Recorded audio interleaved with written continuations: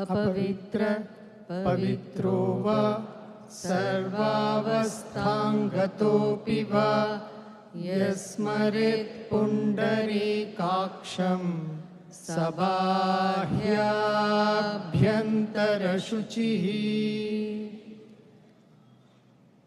आवाहनम्। नारायणं परमभवं वसिष्ठं शक्तिं च तत्पुत्रपराशरं च व्यासं शुकं गौडपादं महान्तं गोविन्दयोगीन्द्रमथास्य शिष्यं श्रीशङ्कराचार्यमथास्य पद्मा पादं च हस्तामलकं च शिष्यं तं त्रोटकं वार्तिककारमन्यान् अस्मद्गुरुन् सन्ततमानतोऽस्मि। श्रुतिस्मृतिपुराणानाम् आलयं करुणालयं नमामि भगवत्पादं शङ्करं लोकशङ्करं शङ्करं शङ्कराचार्यं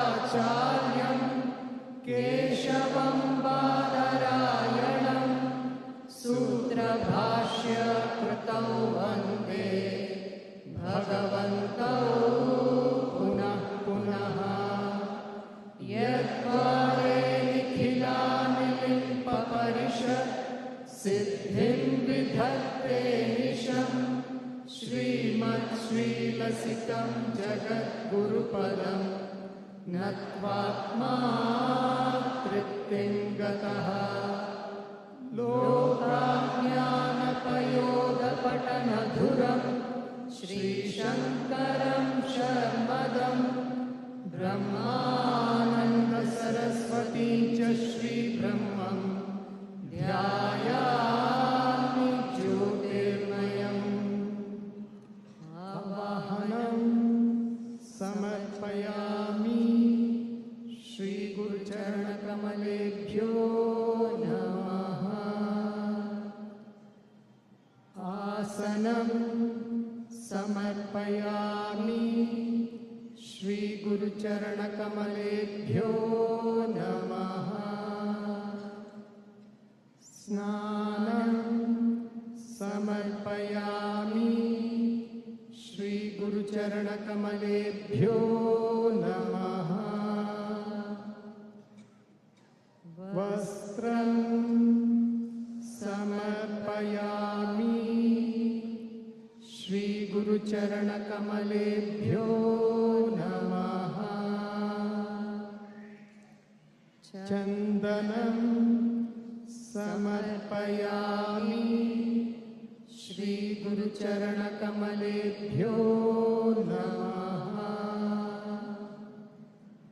पुष्पं समर्पयामि श्रीगुरुचरणकमलेभ्यो नमः।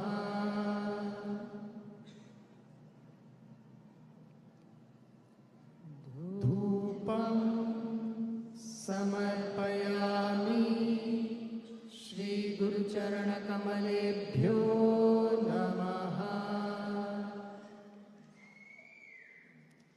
दीपं समर्पयामि श्रीगुरुचरणकमलेभ्यो नमः।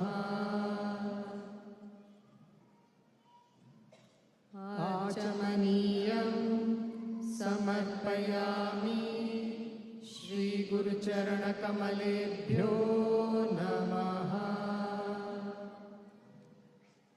नैवेद्यं समर्पयामि श्रीगुरुचरणकमलेभ्यो नमः।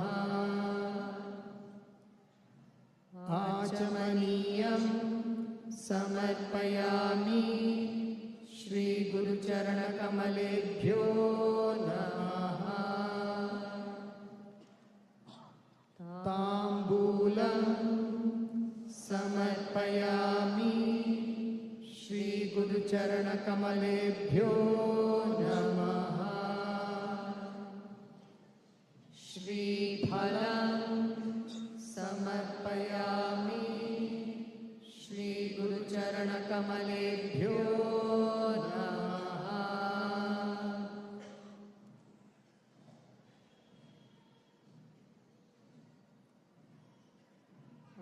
आराधिक्यम्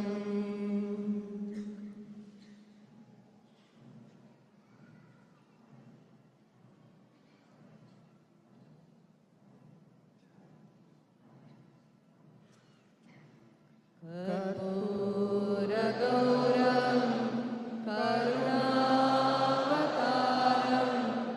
संसारसारं भुजगेन्द्रहारं सदा वसन्तं हृदयारविन्दे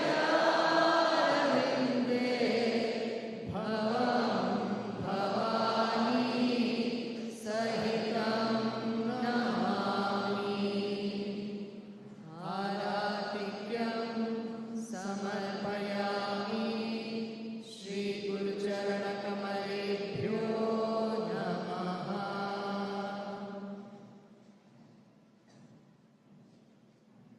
आचमनीयं समर्पयामि।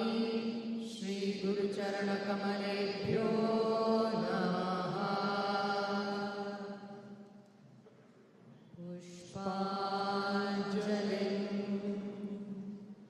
गुरुर्ब्रह्मा गुरुर्विष्णुः गुरुर्देवो महेश्वरः गुरुसाक्षात् परं ब्रह्म तस्मै श्रीगुरवे नमः। अखण्डमण्डलाकारं व्याप्तं येन चराचरं तत्पदं दर्शितं येन तस्मै श्रीगुरवे नमः। श्रीब्रह्मानन्दं परमसुखदं केवलं ज्ञानमूर्तिं विश्वातीतं गगनसदृशं तत्त्वमस्यादिलक्ष्यम् एकं नित्यं विमलमचलं सर्वधी साक्षिभूतं भावातीतं त्रिगुणरहितं सद्गुरुं तं नमामि। अज्ञानतिमिरान्धस्य ज्ञानाञ्जनशलाकया चक्षुरुन्मीलितं येन तस्मै श्रीगुरवे नमः। पुष्पा